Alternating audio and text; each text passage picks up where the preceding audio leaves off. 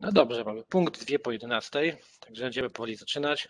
Witam Państwa serdecznie na naszym webinarium, kolejnym webinarium realizowanym przez Connect Distribution.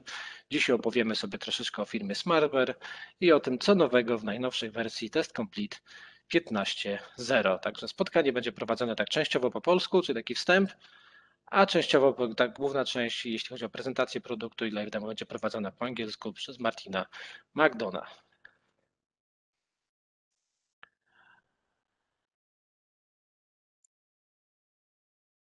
Będę dzisiaj dla Państwa miał przyjemność mówić ja. Nazywam się Michał Schubert. Jestem oraz sales managerem w Connect Distribution i zajmuję się doradztwem i sprzedażą różnych rozwiązań informatycznych, m.in. SmartBeara, a także z nami Martin McDonagh, solution engineer w firmie SmartBear, który zna tematykę testów automatycznych, UI-owych jak własną kieszeń. I Martin opowie nam o wersji 15 i pokaże live demo produktu.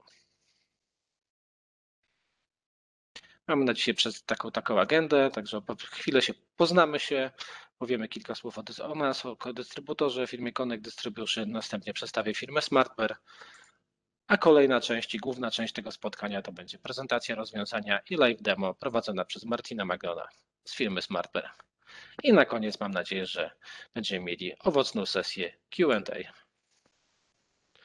Connect Distribution to jest wyspecjalizowany dystrybutor technologii IT o profilu Value Added Distributor, czyli oprócz samej dystrybucji samych rozwiązań wspieramy klientów naszą wiedzą ekspercką, usługami z tym związanymi, takimi jak webinaria, szkolenia, wdrożenia. Działamy w takich 4 obszarach. Pierwszy to jest bezpieczeństwo sieciowe i zarządzanie, gdzie mamy rozwiązania w najróżniejszym ujęciu bezpieczeństwa IT, od firewalli, ochrony poczty, ochrony antyspamowej, web application firewalli, backupów, zdalnego przesyłu plików z miejsca na miejsce w sposób bezpieczny, zarządzania uprawnieniami typu PAM, monitorowanie infrastruktury, skanowania podatności zarówno w ujęciu aplikacji webowych, jak i aplikacji, które mamy zainstalowane na serwerach i urządzeniach fizycznych, narzędzia zdalnego dostępu do sieci firmowym typu NAC, a także fajne narzędzia dla organizacji, które mają swoje odseparowane sieci wewnętrzne, odseparowane od internetu i które chronią te sieci, właśnie narzędzia obsłuta, a także narzędzia do zdalnych resetów haseł, szczególnie wykorzystywane właśnie w dużych organizacjach. W części storage'owej, wirtualizacyjnej mamy narzędzia do wirtualizacji pamięci masowej, narzędzia typu hiperkonwergentne centra danych, narzędzia do wirtualizacji aplikacji, narzędzia do zarządzania wydrukami i drukarkami w dużych, rozproszonych środowiskach, a także ciekawe narzędzie do tworzenia punktów dostępowych i odtwarzania w przypadku awarii. Przykładowo właśnie, jeśli awaria mamy o 13:05, możemy się cofnąć do 13:04 po to, żeby odtworzyć dane i tą sytuację, która była minutę temu. Takie troszeczkę można powiedzieć inne ujęcie backupu. Mamy też cały zestaw rozwiązań dla deweloperów, także o firmie SmartBear dzisiaj powiemy sobie więcej za chwilę. Mamy także JetBrainsa, czyli gro produktów typu IDE dla każdego języka programowania praktycznie wykorzystywanego. Fajne rozwiązanie Rancher, to jest narzędzie dla organizacji wykorzystujących technologię kubernetyzacji i to jest taki produkt dużo mogący do zarządzania i orkiestracją tychże kontenerów. A także już takie narzędzia firmy Revenera, to jest narzędzie InstallSheet do tworzenia wersji instalacyjnych po to, żeby ten produkt, który Państwo tworzycie, taki ktoś jak ja mógł sobie zainstalować na swoim komputerze. No i ostatnia pozycja tutaj jest też narzędzie do zarządzania projektami w taki sposób wirtualny, zarządzania projektami, zasobami, przydzielaniem zadań i prowadzenia projektów, a także możemy tutaj sobie też rozrysowywać swoje pomysły, rozrysować drogi dojścia i tworzyć tak zwane mapy myśli. No i w części operacyjnej mamy system operacyjny bazy danych, to jest reprezentacja MySQL-a, Oracle'a, SUSE. Mamy także Red Hata, którego tu logo jakoś się schowało. Dobrze, jeśli chodzi o firmę SmartBear, została założona w Bostonie w 2009 roku. W obecnej chwili posiada 12 biur na świecie, między innymi w Ameryce Północnej, Europie, Azji i Australii. I co ciekawe też niedawno zostało otworzone także biuro projektowe w Polsce, we Wrocławiu, jeśli dobrze pamiętam. Mamy te 15 tysięcy użytkowników, przepraszam, 15 milionów użytkowników i 24 tysiące zadowolonych klientów w ujęciu takim firm korporacji. No, produkty są dostępne prawie na całym świecie, w 194 krajach. I także firma proponuje 3 narzędzia typu open source, o których powiemy sobie za chwilę więcej. Jeśli chodzi o działanie na rynku IT, no to działamy w takim bardzo dynamicznie zmieniającym się krajobrazie i sytuacji. No, przyrosty sprzedaży i obrotu na rynku e-commerce są ogromne. Przewidywania dotyczące sprzedaży detalicznej to jest wzrost o prawie 55% w ciągu 3 lat. Jeszcze ciekawy jest w przypadku B2B e-commerce, gdzie obecnie wartość sprzedaży jest to 6,7 biliona dolarów, a przewidywany jest w ciągu 7 lat wzrostu trzykrotny do prawie 21 bilionów dolarów w roku 2027. No taka szybka transformacja, szybki rozwój rodzi ryzyko, no i musimy zapewnić to, że software musi działać niezawodnie, bo jeśli nie, możemy narazić się na koszty właśnie tej niskiej jakości. Tutaj z lewej strony ekranu widzicie Państwo nagłówki gazet, nagłówki portali, co przytrafiło się zarówno małym, jak i dużym w przypadku niedopilnowania spraw związanych z jakością, czyli straty 100 milionowe w przypadku Amazona, niezadowoleni klienci JK Banku, niezadowoleni klienci już z naszego rodzimego, może sytuacja z naszego rodzimego rynku coś ciekawa i nieciekawa, natomiast sytuacja też jest światowa, no bo długo wyczekiwana gra CyberArk 2077 została wydana w taki sposób, że działała na jednych urządzeniach, działa bardzo dobrze, a niektórych bardzo źle. No a wiadomo jest tak, że zadowoleni klienci to zainstalowali, grali i bawili się tym produktem, a ci niezadowoleni głośno krzyczeli. No i niestety tak zwany smród mocno pozostał. Także no i niestety niska jakość to jest niestety właśnie spadek sprzedaży, utrata klientów. No to jest, tutaj widzimy z tego slajdu, że 9% klientów nigdy nie wraca do aplikacji z powodu zbyt wcześniejszych doświadczeń, a także są wzrosty naruszeń bezpieczeństwa i to bardzo poważne wzrosty w przypadku właśnie źle zaprojektowanej funkcjonalności user interface'a czy samego designu API. Także jakość jest nie tylko celem, to jest cały sens tak naprawdę naszej pracy i tworzenia oprogramowania.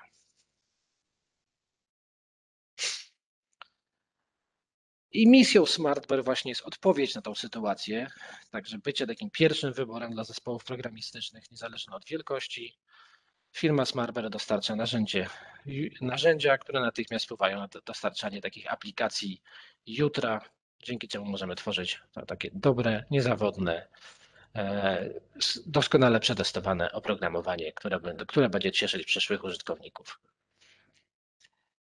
Ciekawy slajd i też informacja, że w ciągu 20 lat ostatnich w zasadzie każda większa firma, niezależnie od tego, czy świadczy usługi finansowe, handlowe czy produkcyjne, no stała się tak naprawdę firmą programistyczną. No i taka ciekawa, to właśnie taki przykład dla firmy Nike, która w obecnej chwili zatrudnia więcej inżynierów programowania niż projektantów odzieży. Inny przykład, to firma Under Armour o podobnym profilu jak Nike, jeśli chodzi o produkty odzieżowe dla sportowców. Bardzo mocno inwestuje z kolei w platformy, które my wykorzystujemy później sobie na komórkach, aby móc śledzić swoje postępy sportowe i wyniki. Co ciekawą też informacją jest, że ponad 70% obecnej sprzedaży w Domino's Pizza odbywa się za pośrednictwem kanałów cyfrowych, a już nie wspominając o branży samochodowej, gdzie dzisiejsze samochody to są jeżdżące komputery naszpikowane różnymi rozwiązaniami IT. Firma przez ostatnie 12 lat skupiała się na dostarczaniu narzędzi programistycznych dla deweloperów i to jest tak właśnie niezależnie od jaki był to moment cyklu życia oprogramowania, no te produkty były o bardzo niskim współczynniku tarcia i niewielkich kosztach. Sam na myśli jako współczynnik tarcia to, że te narzędzia są stosunkowo łatwe do wdrożenia, wymagają bardzo niewielkich lub żadnych usług, no i co też wyróżnia SmartBeara spośród konkurencji, którzy wymagają rzeczywiście kosztownych usług i konsultacji, aby zainstalować te produkty i w ogóle ich używać. Tutaj mamy takie ujęcie na ofertę SmartBeara i na produkty SmartBeara w takim jakie są produkty i tak naprawdę w którym momencie tworzenia tego software development lifecycle, które możemy je wykorzystywać. Także od samego początku, kiedy projektujemy, jak ten produkt ma działać, modelujemy, udostępniamy definicję API, czy w przypadku Swagger Huba, czy projektowanie funkcjonalności i testów z wykorzystaniem technologii Behavior Driven Development, taka Camber Studio. Następnie możemy sobie integrować się z różnego narzędziami typu Continuous Integration, Continuous Delivery.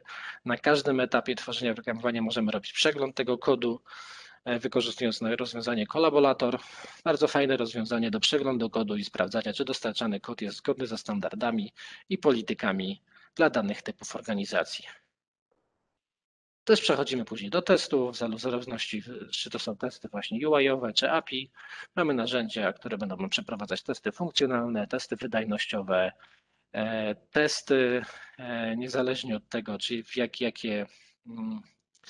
jakich używamy przeglądarek, czy te testy przeglądarkowe, cross-browser testing, a także fajne narzędzie Bitbar do testowania aplikacji mobilnych w chmurze, a tak naprawdę na prawdziwych urządzeniach.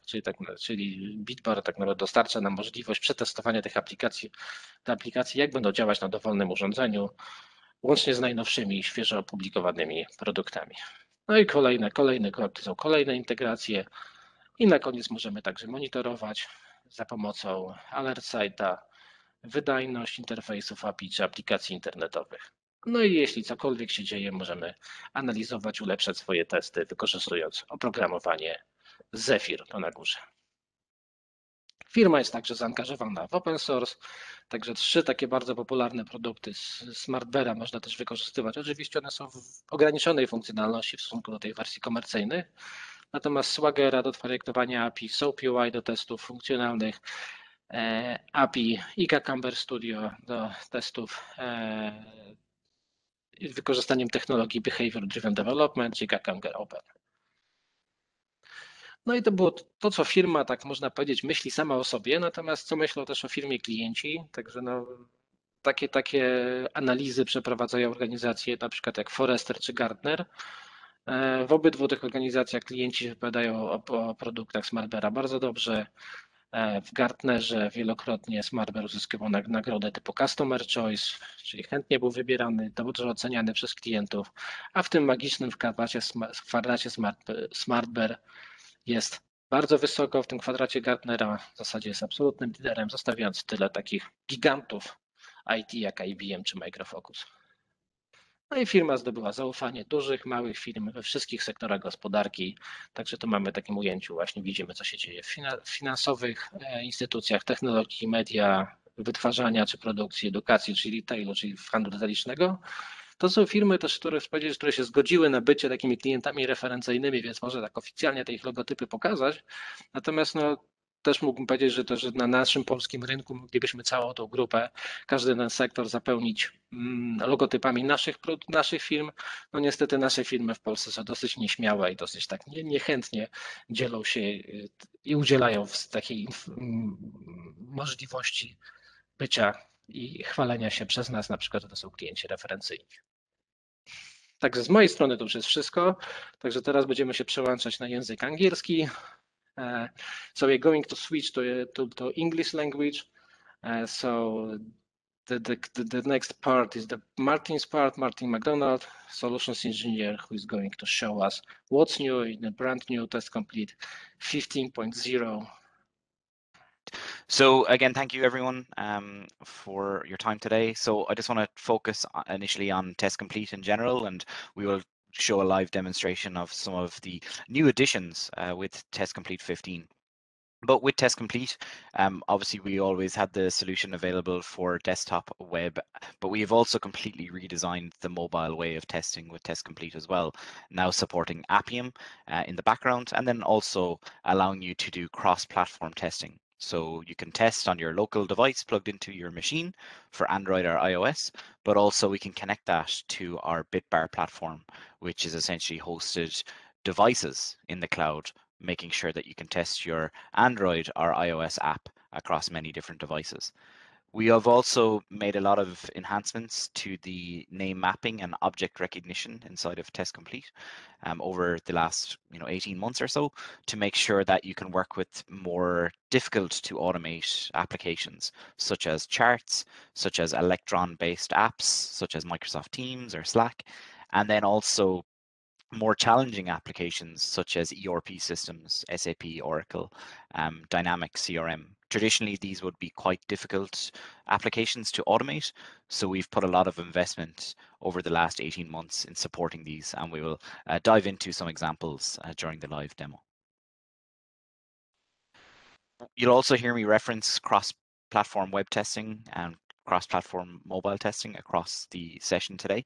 The reason I wanted to mention that is because TestComplete plugs in with our solutions cross-browser testing and Bitbar.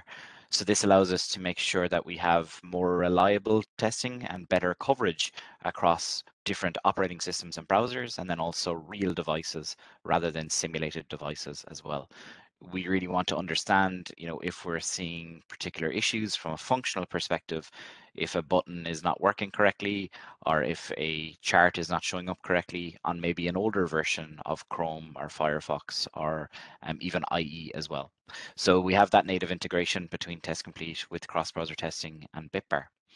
And what we see traditionally in terms of a workflow with the, I suppose, SmartBear products together, from a test management to automation, is with our SmartBear Zephyr tool from a test management, and then with TestComplete plugging into a number of different frameworks that are existing today, such as Selenium and Appium, as well as Espresso, and then being able to fully automate that as part of your CI/CD pipeline using the likes of Jenkins, Azure DevOps, and Circle CI, with Jenkins and Azure DevOps native integrations to TestComplete, and then being able to plug this into our cross-platform testing if that is a need for you in terms of the testing. So do I need to run my tests on different devices, different operating systems?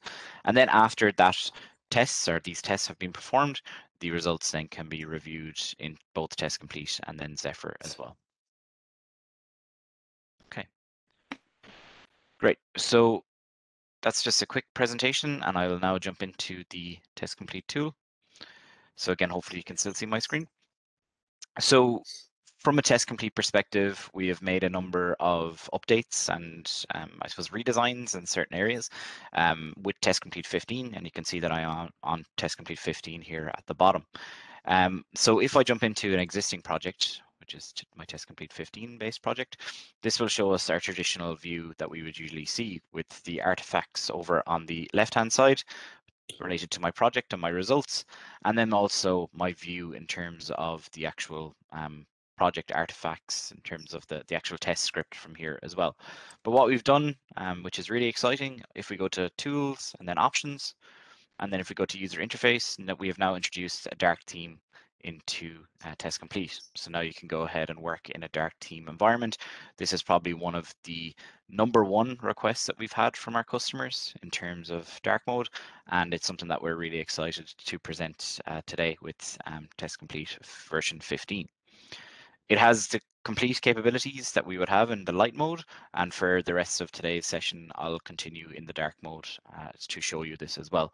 And what's really nice about the dark mode is that we can see the clear visibility of the results in terms of a pass or a fail, and then also we see actual brighter buttons such as the record button, and then also adding in parameters as well. So this has been a lot of feedback that has been collected from our customers and users to make sure that this was appropriate in terms of the view. If we go even into a particular log view, you'll be able to see information that we would see generally on a light view, and we can see our screenshots here presented as well based on the testing. We'll also be able to see any artifacts related to the actual objects that we're testing. So everything is completely the same, just in a completely different view from light to dark mode. We also still have the integrations with the likes of Jira and also Bugzilla, making sure that you can easily create a Jira issue directly from TestComplete. And we'll also be able to utilize the scripting engine inside of TestComplete as well. So you'll be able to go ahead and write all of the scripts based on either Python, JavaScript, VB, .NET, etc. Okay, so this is really exciting for us in terms of SmartBear, and it's, I know, something that a lot of our customers wanted as a feature, and it's something that we're really happy to run as well. Okay, so in terms of TestComplete 15, a couple of items that we have added in terms of support is quicker ability to work with Electron-based applications. So an Electron app is essentially like Microsoft Teams, like Slack.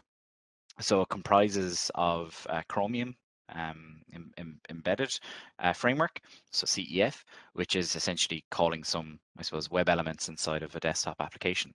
So I have a sample application here called Box Hero, and if I go ahead and run that, you'll be able to see exactly what this looks like. So it'll just take a moment or two to run on my machine. And this is, again, something similar to what we look like today in terms of a Slack or a Teams application. I'll show exactly how we can set this up in terms of the actual setup. If we go to our tested applications here, you'll see that I have this pointed to my .exe, but we just also need to specify this command line parameter as well. So it's CDP auto set port. So this means that essentially we're bypassing any I suppose issues in terms of setting up and launching the browser, launching the application directly from TestComplete as well. So this is outlined in our documentation, but again, it's just something that I said I would share as well. So when we talk about the actual Electron App Support in terms of how this works in TestComplete, we specify our run tested app, and you can find that underneath test actions here. So run tested app, if I drag and drop this in, you'll be able to see that this automatically allows me to point to my box hero underscore Electron app. And the reason that it's giving us this is because I've added this as a tested app when I created my project at the beginning. So this is just a general Windows based desktop application, but we just add in that particular extra layer of support for Electron from here as well. So I've already done this, and then I've already added in a delay, and then this will spin up to open the application, go to this main page, and then go through and add in a particular item and validate from here as well. So if I go ahead and run this test, this will open up our Electron app.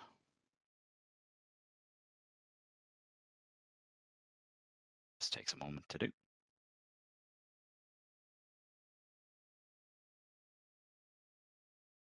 And then it will click on our team, which is called inventory team.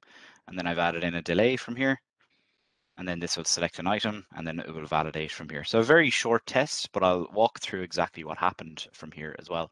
So we launched our test from the beginning using this particular box here.exe, and then we selected from our XY coordinate, but the main point here is really that we use the object recognition to be able to go ahead and validate that this is a Electron based application, and we were able to use the find element structure that we would use in traditional web testing from here as well. And this was able to validate that we're going to click on that particular button from here. You can see that this selected the purchase and sales button, and then our item list from here as well. And to validate everything that we have just done, if I go back into the application and then use the TestComplete object spy, which is found up here in the top left, just take a second. I can then go ahead and drag and drop this on particular items from here. Now, traditionally, with the older versions of TestComplete, this would definitely be a struggle for Electron-based apps. We would have to do some scripting and configuration around this. So what we've done in this case is add in specific support.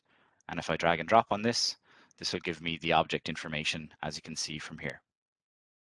So we'll be able to see all of the specific object identifiers, such as find element, and then also information based on visible on screen, that it's a native Chrome object, and we can see any particular methods that are available. And again, this is a desktop application, but it uses Chromium embedded framework from here as well. What's also nice about the support here is that, we'll say if we did create a test and we wanted to add in a checkpoint after, we can select on our checkpoints here, and we can go ahead and add in such as maybe a property-based checkpoint. So property checkpoint is here.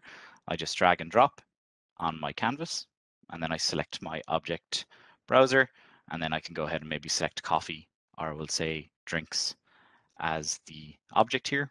TestComplete will be able to recognize that this is a Electron-based object, and I can highlight this on screen. And now I can go ahead and then validate the content that I want. We're going to validate the text from here, but we also can validate any of the objects because TestComplete is recognizing this out of the box. So TestComplete in general will support over 50,000 different object properties, and we can then validate the text from here. And I've added in a property checkpoint for validation. So as much as we're making sure that buttons and everything is working correctly, we can also validate different components such as text, such as specific properties. If we wanted to connect to a database, if we wanted to go ahead and validate an image, we can do all of this using the checkpoints built in. But it's really exciting that we can support natively now Electron-based apps such as the likes of Teams. For me, Teams has come up a lot in terms of support for automation, and there's so many different types of applications that are Electron-based going forward. So TestComplete can go ahead and do this, as you saw, very, very quickly by just adding the application as a test set app, and then being able to build a completely codeless-based script against this as well. So very exciting. Okay, so let's also talk about working with charts. So with TestComplete, we have added in, I think with version 12.16, optical character recognition. And optical character recognition is allowing us to validate and select objects based on text extraction. So what this means is that if I point to an object that has the word chart in it, I can validate the letters CHART. And this allows me to go ahead and work using artificial intelligence powered by the Google Vision API. And this has allowed TestComplete to work in many different environments with many different applications. But what we have wanted to do is to make sure that we can work with charts a lot more efficiently with optical character recognition, but also from a native object perspective as well. So what you'll see here is a click sense application, and this has a number of different items in here for the, I suppose, drag and drop object operations. So the way I'm working with this application, I'm dragging and dropping, I'm selecting on specific items, and this is all native. But if we wanted to go ahead and do some other items, such as maybe validate text that is hard-coded, that we mightn't be able to recognize out of the box, we can use the OCR functionality built into TestComplete. So I have this ClickSense demo here. I'll just load it again. I'll actually just select it from here again, because it logged me out. So I'm just going to select this guy, and we'll paste this in again.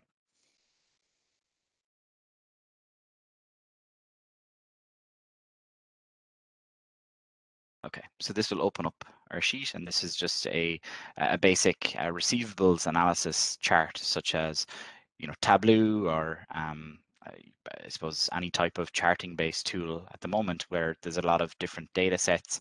It can be built in, I suppose, different waves of data, charts, and then also just general text on screen from here as well. So if I wanted to go ahead and record a test in TestComplete, let's just create another keyword test here. Let's call it chart 2.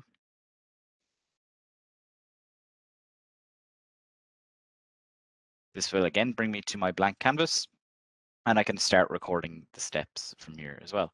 So if I select record test steps, this will bring me to my TestComplete recorder, and I can go ahead and select on specific different data sets from here as well. So this is recording everything I'm doing, and then I can go ahead and select on any particular item from here. So there's not a huge amount happening from here, but what we will do is select on the dropdown, and we will select a specific record. Let's select maybe 2012 and our green tick button. And let's just select another, which is maybe 2000. Okay, so the data is changing, and then if we go down further, we'll be able to see that this is also changing as well. But if we wanted to add in a checkpoint for maybe DSO by payment terms, I can simply add a checkpoint and select our object property. And here we can go ahead and validate by just dragging and dropping. So this is native support directly for TestComplete. But what I'll show you in a moment is that we also have different text elements from here, which TestComplete can't select in on because these are hard coded based on the chart. It's also the same from here. But we may want to go ahead and also validate one of these items on screen. So we'll show how we can do that in just one moment. But let's first just do a general checkpoint to validate the DSO by payment terms. And then we can go ahead and validate the text from here as well. Okay, that's perfectly fine. And we'll just go ahead and stop the test. TestComplete will then process all of the recorded commands. And we'll be able to see all of these items from here as well. But what we have is our property checkpoint. But I want to really focus in on those little particular text areas on that chart. So what I can do in that case is select on AI here and then select OCR checkpoint. We'll drag and drop this to our canvas. And then I'll drag and drop from here and we'll select in on our chart. Once we drag and drop, TestComplete and OCR will select all of the object elements from here. And it will allow me to validate any of the text from here as well. So let's select one of the text, maybe 8 days, 5%. And we have 8 days, 5% here. This allows us then to validate the property and the text element from here. And then if I go ahead and run my test again, this will navigate to Chrome. We'll start from the beginning.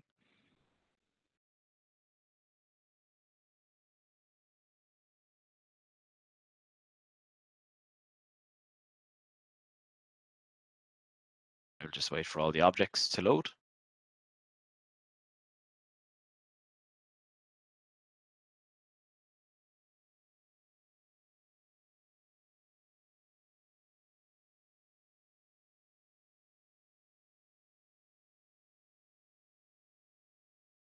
Okay, I think it's just going to fail based on that because I did too many clicks on the screen, but that's okay. What we really wanted to understand was how we can actually do that in general. So on that chart too, it probably selected 2012 a couple of times just because of, I suppose, the way that I've created the test, but that's okay. What we really wanted to focus on here is that we can validate the objects based on the checkpoints. So if that is the general out of the box checkpoint with TestComplete, or if it's using the object recognition built in by AI. So this has been around with TestComplete for quite some time, but what we wanted to also share with TestComplete version 15 is that when we're talking about testing across different browsers, traditionally we would struggle with object recognition via the OCR when testing in the cloud with the likes of integration with cross-browser testing. So now we can go ahead and select on our execution plan, and our execution plan will allow us to drag and drop specific tests. So if I wanted to select working with charts here and go ahead and run that across different configurations, I can do that by signing in to my cross-browser testing and then being able to go ahead and navigate to that particular chart. So let's select that chart again. I think I still have it copied on my on my clippad. And then if I go ahead and just sign in,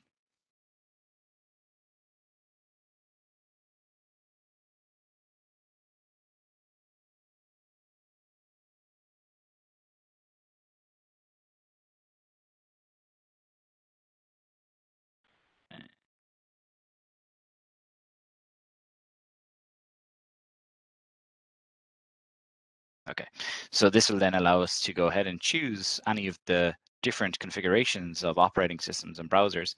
So if we wanted to execute this headless via Ubuntu, or if we wanted to run this on mobile web, so we can select an actual real mobile device, such as iPhone 12 Max, and then use this via Safari 14, or if we wanted to use one of the desktop browsers, such as Mac and then also Windows 7, Windows 8.1 and 10, and select the specific browser that we want to run.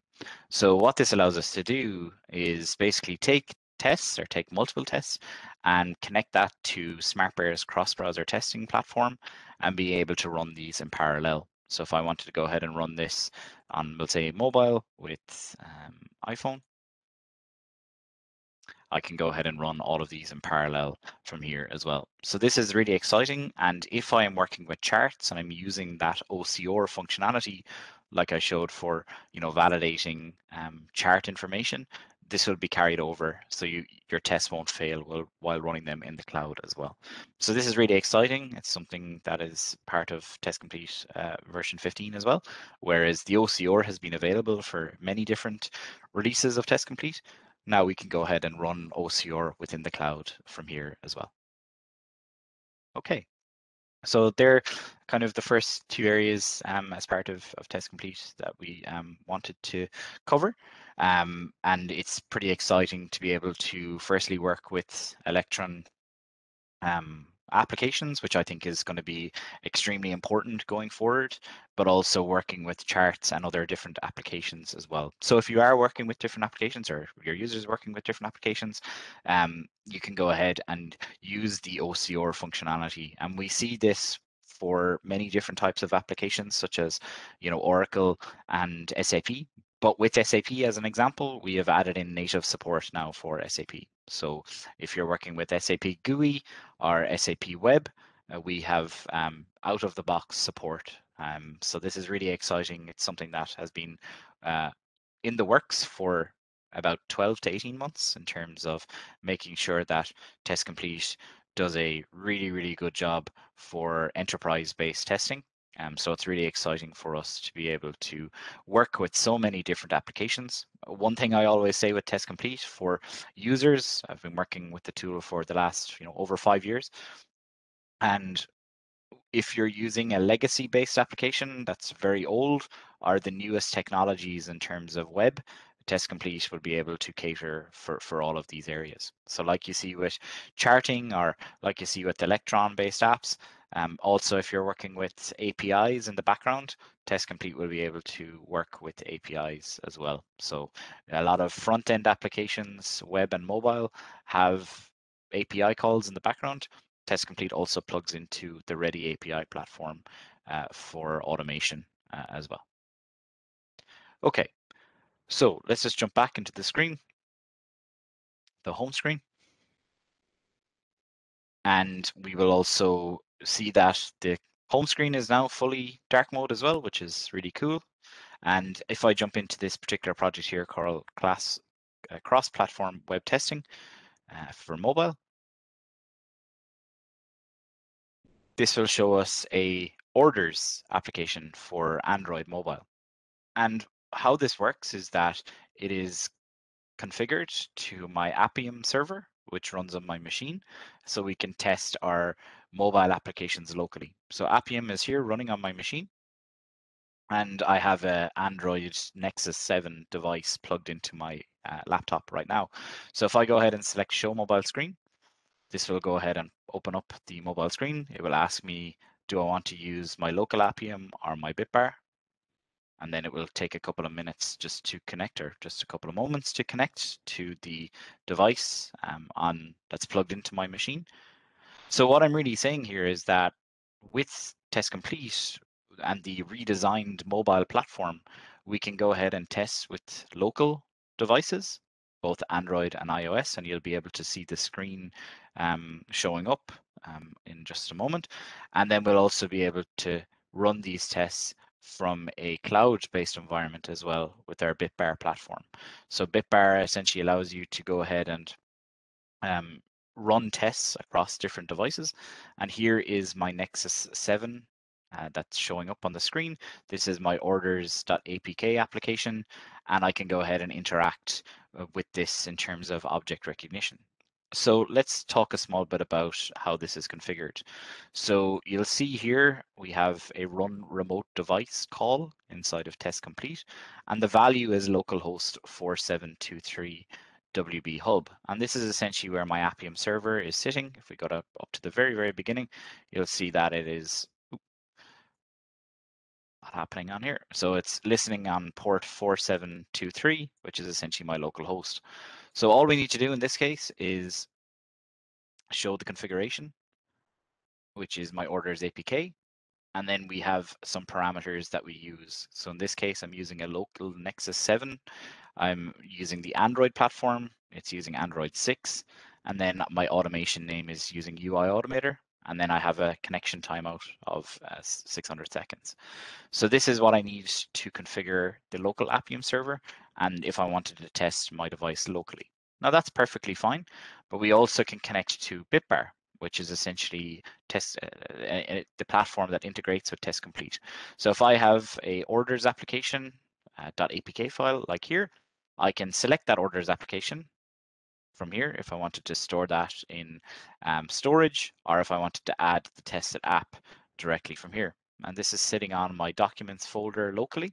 So if I go to documents and orders.apk, I can then attach this to the configuration, and I can run this orders.apk file on many different devices. So if I wanted to select Android and then many different versions, so version 12, I think we were using version 6. So let's see what's available for version 6. And then maybe resolutions will go for 1080. And this is going to give me the P9 Lite. So I can select that, and then I can select my orders.apk file, and then I can run that test directly from TestComplete related to Bitbar. So this is something that we've pretty much completely made brand new as part of TestComplete by integrating with the Bitbar platform. Bitbar is hosted, it's a hosted tool by SmartBear. You have the public network and then also the private. So what private means is that you have dedicated devices to you, whereas public means that devices are available for everyone. You mightn't always have access to the device that you want if someone is using it as well. Okay, so let's just talk a bit about the object recognition that's built in. This is using Appium in general. So if I wanted to use the object browser or object spy here, this will refresh the Appium tree, and then this will allow me to go ahead and recognize the objects on screen from here as well. So I can see that I want to maybe validate that this button is allowing me to work. And this will work the exact same using the Bitbar integration across many different configurations, such as different versions of Android as well. So if I just go ahead and drag that again. Now you can see that these are all of the methods that are available, but the properties is what we're really interested in.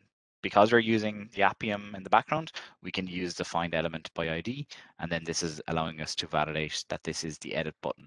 So when we're talking about working with mobile applications, one of the most important things is making sure that the objects on the screen are working correctly, that I know that I'll be able to click on new or edit or delete.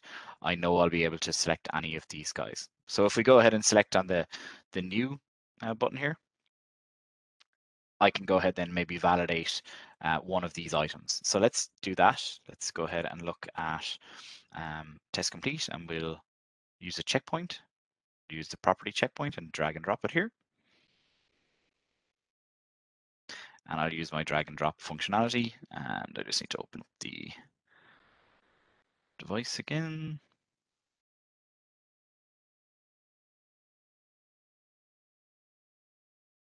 Sorry, my machine is a small bit slow.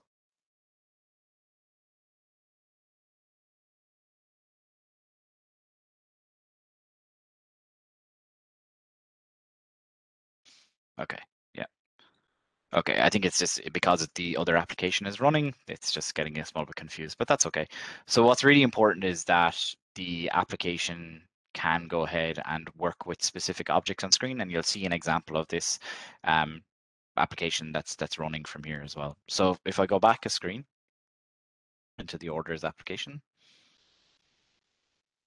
yeah, back here, let's go ahead and run this on our remote browser. So, or on a remote machine. So I have a script here. This will go ahead and run through some items by entering data, by selecting the new order to execute. So if I select run, you'll see that this will run over here, playback, and I just need to reconnect. Okay, so let's just see.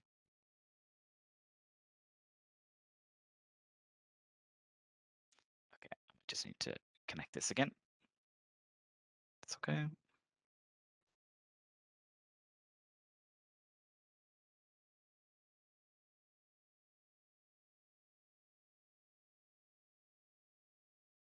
Okay, I think the reason it's just giving this that error is because I have changed it a bit. So let's choose the orders again.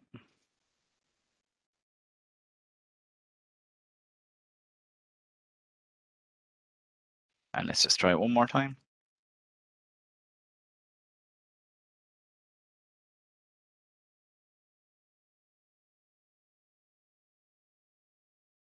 Okay, yeah, I think it's just disconnect. I know why it's disconnecting. So we just need to select. Yeah, I'll just configure one more thing. So when you're switching between the Nexus and the cloud-based, we just need to make sure that this is correct. So let's just enter this again.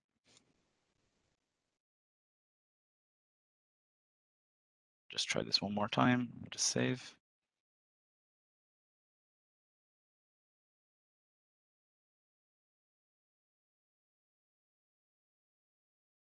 And we should see it running.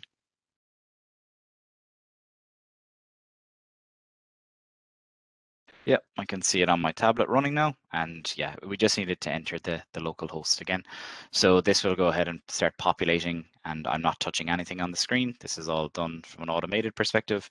And then it will start to fill out all of the different values from here as well.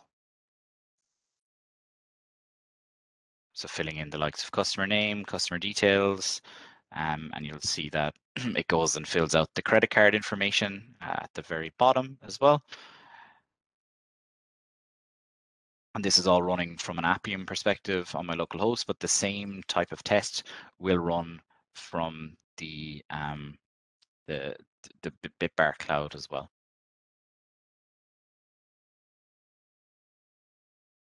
So this will then enter the card number, and then it will set a date, and it will use a date picker that's native to Android, and then finish off the actual test run. So you can see here, and if I just close this guy down, you'll see that the Nexus 7 was selected. Using the orders.apk, we'll be able to see all of the different information, as well as the find element by XPath and any screenshots that are available. So this is selecting on new, selecting on all of the different buttons from here, and then being able to select on any of the different controls, such as set date. And if we look at set date, it uses again find element by XPath as well. So this is essentially a redesigned mobile testing. And then if you wanted to go ahead and run that on, this is just running locally, and you'll be able to see even the Appium icon from here.